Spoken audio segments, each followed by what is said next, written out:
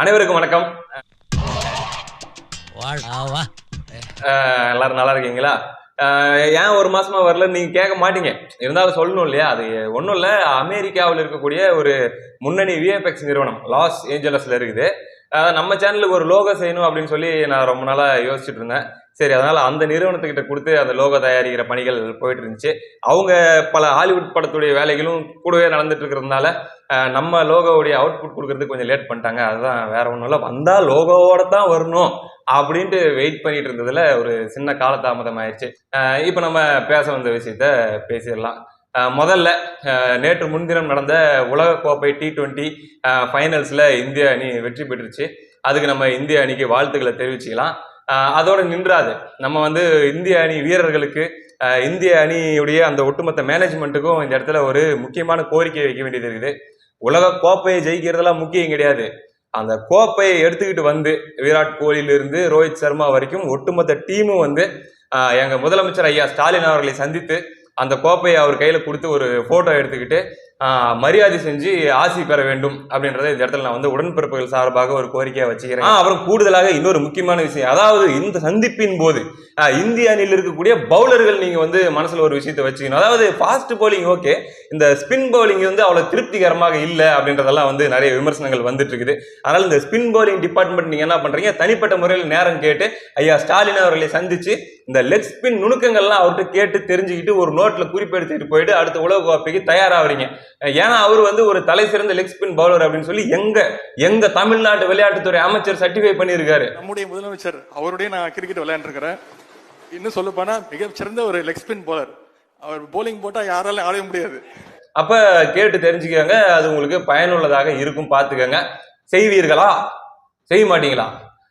செய்ய மாட்டீங்க அப்படின்னா அப்ப நீங்க அந்த கப்பு ஜெயிச்சு என்ன பிரயோஜனம்? ஆமா, என்ன பெரிய கப்பு ஜெயிச்சிட்டீங்க? மிஞ்சி போனா ஒரு முளம் இருக்குமா அளந்து பார்த்தா? ஏங்க, ஒரு முளம் கப்பு ஜெயிச்சுட்டு நீங்க வர மாட்டீங்க, பார்க்க மாட்டீங்க, மரியாதை செய்ய மாட்டீங்க அப்படின்னா நீங்க பிளேயரா? இல்ல பாத்தீங்கன்னா ஒரு 4.5 அடிக்கு கிட்டத்தட்ட எடுத்து நிக்க வச்சா இடுப்பு வரைக்கும் இங்க விலா எலும்பு வரைக்கும் வரும் அத்தசோடு கப்பு ஜெயிச்சுட்டு எங்க முதலமைச்சரை சந்திச்சு ஐயா உதயநிதி ஸ்டாலின் அவர்களை சந்திச்சு, அதுவும் பாருங்க ஒரே வேர்ல்டு கப்ல 2 கப்பு கொடுத்துருக்காங்க. அந்த 2 கப்பு ஆளுக்கு ஒரு கப்பாக பெருந்தன்மையோடு பிரித்து கொடுத்து போட்டோ எடுத்துட்டு போயிருக்காங்க மனுஷன். அந்த கப்பை பாருங்க, நல்லா மிக்சி ஜாரு மாதிரி இருக்குது பாருங்க, மேல மாட்டு தலை மாதிரி இருக்குது, 2 கொம்பு வேற இருக்குது. அப்படியாப்பட்ட கப்பு ஜெயிச்ச கேப்டனே மரியாதை செஞ்சுட்டு போயிருக்காப்புல. உங்களுக்கு என்னங்க? பார்த்துக்கங்க, உடன்பிறப்புகளுடைய கோபத்துக்கு ஆளாயிராதீங்க, அவ்வளவுதான் நம்ம சொல்ல முடியும். அப்புறம் இந்த விஷயத்தை பார்த்துட்டு இருக்கும்போது ஒரு சென்சிட்டிவான ஒரு செய்தியை பார்க்க நேர்ந்தது. அதாவது விக்கிரவாண்டி இடைத்தேர்தல் போயிட்டு இருக்குது இல்லையா, வரப்போது தேர்தல். அதுல எல்லா கட்சிகளுமே தீவிரமான கலப்பணி பண்ணிட்டு இருக்கிறாங்க. ஒரு பக்கம் நாம் தமிழர், ஒரு பக்கம் பாமக, இன்னொரு பக்கம் திமுக அப்படின்னு சொல்லி. இதுல விழுப்புரத்துல திமுகவை சேர்ந்த ஒரு பிரமுகர், ஒரு உடன்பிறப்பு, அவருடைய பேரு கண்ணதாசன். அவரு ஏதோ கட்சி வேலையா இருந்திருக்காரு. அங்க ஏதோ சில தகராறு நடந்துச்சா, என்ன நடந்துச்சுன்னு தெரியலீங்க. மாற்று கட்சியை சேர்ந்தவர்கள் பாமகன்னு சொல்லி அவங்க குற்றம் சாட்டுறாங்க. அவங்க அடிச்சுட்டாங்க, அடிச்சு ஃபுல்லா பயங்கரமா ரத்த காரி ஆயிடுச்சு. அவர் ஹாஸ்பிட்டல்ல அட்மிட் ஆயிருக்காரு, ஹாஸ்பிட்டல்ல பூந்து அடிச்சுட்டாங்க, இதெல்லாம் நியாயமாங்க அப்படின்னு சொல்லி ஒரு பக்கம் பயங்கரமா உடன்பிறப்புகள் சார்பில் ஒரு பக்கம் கொந்தளிப்பு நடந்துட்டு இருக்குது. பார்த்தா களத்துல மரியாதைக்குரிய MP ஜெகத் ரட்சகன் அவர்கள், அமைச்சர் பொன்முடி அவர்கள்லாம் போயிட்டாங்க. அதுல அந்த ஜெகத் ரட்சகன் அவர்களுடைய அந்த பேட்டி பார்த்துட்டு மனசெல்லாம் புண்ணா போச்சுங்க. பூவாட்ட மனசு அவருக்கு. பார்த்துட்டு கண்ணீர் விட்டு அப்படியே கதறாரு. என்ன எப்படி அடிச்சிருக்காங்க பாரு, அந்த குடும்பம் என்ன பண்ண, குடி போதையில அடிச்சுட்டு போயிட்டாங்க. இதெல்லாம் என்னங்க? இது ஒரு பேசினா பதிலுக்கு நீங்களும் பேசிட்டு போங்க, ஆர்கியூமெண்ட் பண்ணிட்டு போங்க. அது என்ன பழக்கம் அடிக்கிறது? இதெல்லாம் ரவுடித்தனம் இல்லையா? காவல்துறை நடவடிக்கை எடுக்கணும் அப்படின்னு சொல்லி ஆளும் கட்சிக்கு அவங்க கோரிக்கை வச்சிருக்கிறாங்க. இவங்க எந்த கட்சியிலிருந்து வந்திருக்காங்க அப்படின்னு பாத்தீங்கன்னா அவங்களும் ஆளுங்கட்சியில ரொம்ப முக்கியமான இடத்துல தான் இருக்கிறாங்க. ஆனா கோரிக்கை வச்சிருக்கிறாங்க. சார் தாங்கல சார், அவன் கதறி அழவா சார், பார்க்க முடியுது. நான் என்ன ஆஸ்பத்திரியில் அடிக்கிறான், என்ன சார் அநியாயம்? யார் சார் பொறுத்துக்க முடியும்? யார் உயிர் போற மாதிரி அடிக்கிறத பாட்டில் வச்சு அடிக்கிறேன் சார், எல்லாம் தண்ணி போட்டுருக்கான் அத்தனை பேரும். இப்படியாக போயிட்டு இருக்கக்கூடிய நிலையில இந்த தாக்குதல் சம்பந்தமாக மக்களுடைய ரியாக்ஷன் என்ன இருக்குது, சோசியல் மீடியாவில் இருக்கக்கூடிய ஒரு ரியாக்ஷன் என்னவா இருக்குது அப்படின்னா, முதல்ல நம்ம ரியாக்ஷன் என்னன்னா, யாருக்கு நடந்தாலுமே தப்பு தாங்க, பேச்சுக்கு பேச்சா இருக்கணும். இந்த அரசியல் தளத்துல ஒரு கட்சி இன்னொரு கட்சியும் பயங்கரமா ஹீட்டடா ஆர்குமெண்ட் பண்ணிக்கிறது, பேசிக்கிறதுன்றதெல்லாம் சகஜம். அவன் பேசினா பதிலுக்கு நீயும் பேசிட்டு போ அப்படிங்கிறதான். அதை விட்டுட்டு தாக்குதல் நடத்துறது, இந்த மாதிரி வீடு தேடி அடிக்கிறது, ஹாஸ்பிட்டல் தேடி அடிக்கிறது அப்படிங்கிறது நியாயமே கிடையாது. அதை நம்ம வன்மையா கண்டிக்கிறோம். கூடிய விரைவில் அந்த தோழர் நலம் பெற்று நல்லா வரணும் அப்படிங்கிறத நம்ம இந்த இடத்துல நம்ம மனதார நம்முடைய விருப்பத்தை தெரிவிச்சுக்கிறோம். ஆனா மக்களுடைய பார்வையில இந்த சம்பவத்தை பத்தி என்னப்பா இருக்குது அப்படின்னா, யாருமே பரிதாபப்பட மாட்டேங்கிறாங்க. ஒரு ஒரு பரிதாப பதிவு கூட இல்லை. ஒரு பக்கம் உடன்பிறப்புகள் அவங்களுடைய வேதனை வெளிப்படுத்துறாங்க. ஆனா பொது பார்வையாளர்கள் யாருமே வந்து ஆமா நீங்க ரொம்ப யோக்கியமா, நீங்க பண்ணாததா, உங்களுக்கு எல்லாம் அப்படிதான் வேணும் அப்படிங்கிற மாதிரி எல்லாம் கூட பேசிட்டு இருக்கிறாங்க. என்னப்பா இதயம் இல்லையா, மனிதம் இல்லையா, எங்க போகுது இந்த சமுதாயம் அப்படிங்கிற மாதிரி கூட நமக்கு தோணிட்டு இருந்துச்சுங்க. அப்புறமா கேட்டா பல காரணங்கள் ஒவ்வொரு தரப்புல இருந்து சொல்றாங்க. எப்பா ஒருத்தவங்க வந்து அடிச்சுட்டாங்க, காயப்படுத்திட்டாங்க, ரத்த கலரி ஆயிடுச்சு, இது தப்பு அப்படிங்கறதுல மாற்று கருத்து இல்லை. ஆனா அதை சொல்றதுக்கும் அதை சொல்லி புலம்புறதுக்கும் இவங்களுக்கு என்ன தகுதி இருக்குது? கிட்டத்தட்ட 3 வருஷமா ஆட்சி நடத்திட்டு இருக்கிறாங்க. ஆட்சி நடந்து, அதாவது அவங்க ஜெயிச்ச நாளே என்ன பண்ணாங்க, போயிட்டு அம்மா உணவகத்தை தாக்கி அந்த போர்டெல்லாம் நாங்க புடுங்குறோம் அப்படின்ற மாதிரிலாம் ஒரு அலப்பறை ஒண்ணு பண்ணாங்க. அடுத்து நகர்ப்புற உள்ளாட்சி தேர்தல் எல்லாம் நடந்துச்சு. அப்போ நாம் தமிழர் கட்சி சார்பில் ஒரு ஏரியாக்குள்ள ஓட்டு கேட்க போறாங்க. ஓட்டு கேட்க போன இடத்துல வந்து கையில கோடாலி எடுத்துக்கிட்டு பச்சை டவுசர் போட்டுக்கிட்டு ஒருத்தர் உனக்கு வெட்டாம விட மாட்டேன்டா அப்படிங்கிற மாதிரி பாத்தீங்கன்னா அந்த யாராவ முரட்டால ஓடிட்டு இருக்கிறான் அப்படிங்கிற மாதிரி வீட்டு கதவை பொழந்துக்கிட்டு வெளியே வந்து அதை வச்சுக்கிட்டு கத்திக்கிட்டு இருந்தாரு பாருங்க, மது போதையில. ஏன்னா இந்த பேட்டி கொடுக்கும் போதும் ஜெகத் ரட்சகன் அவர்கள் ஒரு வார்த்தையை பதிவு பண்ணியிருப்பாரு, பூரா குடிச்சு புட்டு மது போதையில வந்து அடிச்சுட்டாங்க அப்படின்னு சொல்லி.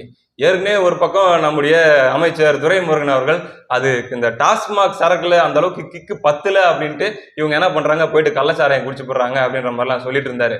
அப்படி கிக்கு பத்தாத அந்த சரக்கை சாப்பிட்டு பாத்தீங்கன்னா இப்படி ரவுடித்தனங்கள்லாம் பண்ணிட்டு வச்சிருந்துருக்காங்கன்னு வச்சுக்கோங்களேன். அப்படின்னும் போது நல்லா கிக்கா இருக்கிற சரக்கு சாப்பிட்டு இருந்தா என்ன ஆவறது இந்த உடன்பிறப்போட நிலைமை அப்படின்னு ஒரு பக்கமும் யோசிக்க வேண்டியதா இருக்குது.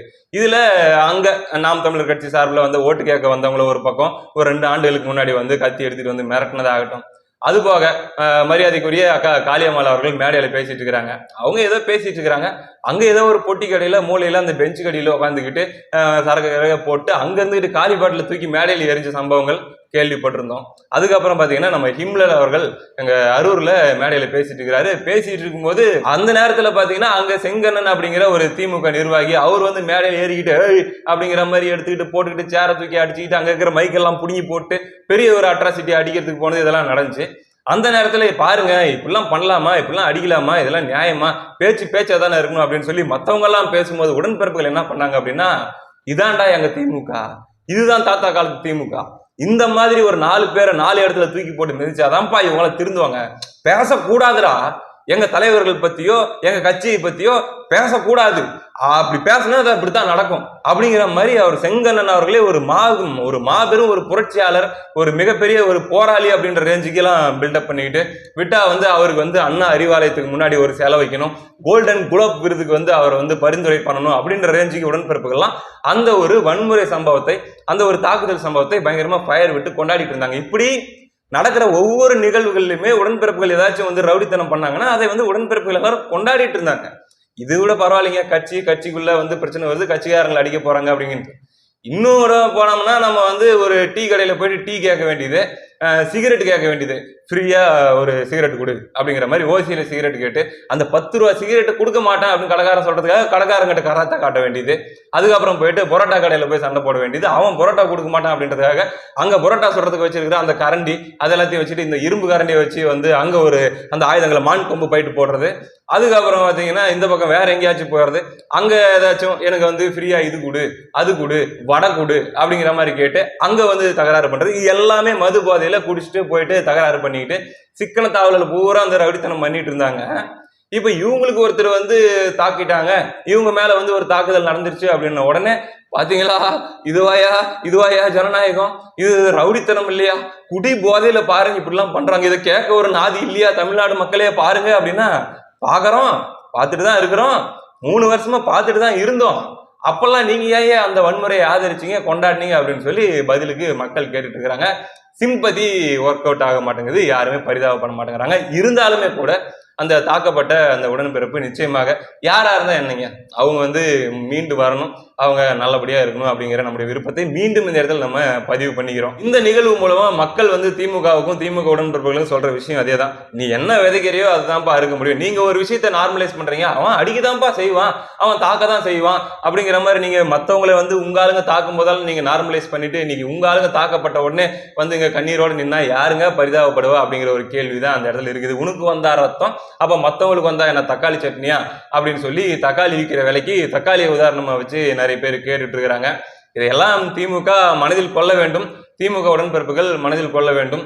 இங்க நம்ம தான் அதிகாரத்தில் இருக்கிறோம், நம்ம தான் ஆட்சியில் இருக்கிறோம், அதனால நம்ம என்ன வேணா பண்ணலாம், மற்றவங்க மட்டும்தான் எதுவும் பண்ணக்கூடாது அப்படிங்கிற மாதிரியான அந்த ஆட்டிடியூட மாத்திக்கணும். எல்லாருக்கும் குடும்பம் இருக்குது, எல்லாருமே கஷ்டப்படுறவங்க தான்.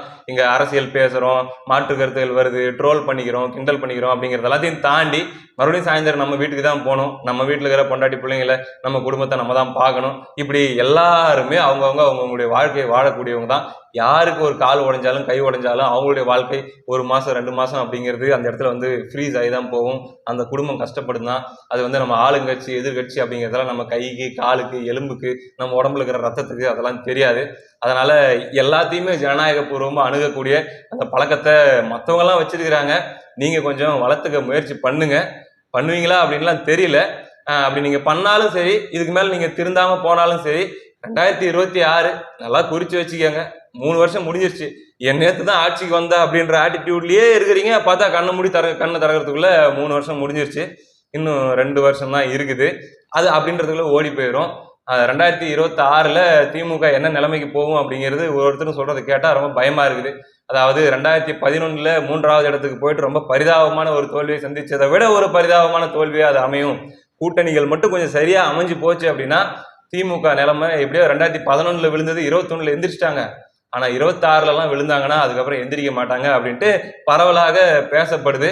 அப்படி ஒரு நிலை வந்தா அதுக்கப்புறம் இன்னைக்கு அபியூஸ் பண்றவங்க, ரவுடித்தனம் பண்றவங்க, இன்னைக்கு மக்களுடைய, பொதுமக்களுடைய அல்லது மாற்றுக் கட்சியினருடைய அவருடைய அன்றாட வாழ்க்கையை, இயல்பு வாழ்க்கையை பாதிக்கிற மாதிரி நடந்துக்கிறவங்க, அவங்க எல்லாருடைய நிலைமை, அவங்க மீது எடுக்கப்படக்கூடிய நடவடிக்கைகள் ரொம்ப ரிக்ரெட் பண்ற மாதிரி இருக்கும் அப்படிங்கிறது தான் மக்களுடைய பார்வையா இருக்குது. கொஞ்சம் நெருங்கிருச்சு, கொஞ்சம் கவனமா எல்லாருமே இருப்போம். அவ்வளவுதாங்க. அடுத்த காணொலியில் சந்திப்போம். நன்றி.